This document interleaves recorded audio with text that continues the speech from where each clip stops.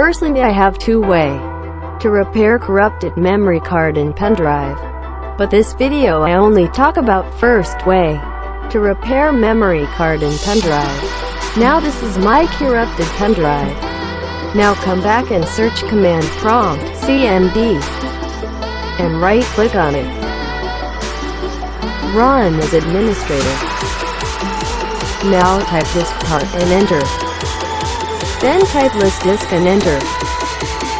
Now we have two disks. Disk 0 is hard disk, and disk 1 is corrupted Pendrive. Now type select disk 1 and enter. Type clean and enter. Then type exit and enter. Now remove Pendrive and insert. Now it is working.